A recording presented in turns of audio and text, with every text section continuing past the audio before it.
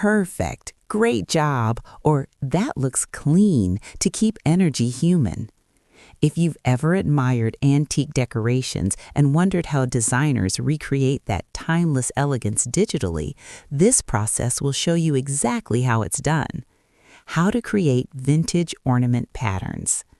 Start by opening Photoshop and creating a square canvas around 1500 pixels to allow room for detailed ornament shapes. Use the pen tool to draw a curved ornamental flourish, then apply a stroke and subtle fill color resembling classic gold or sepia tones. Duplicate the shape and rotate it symmetrically so the ornament begins forming a decorative motif. Merge related layers into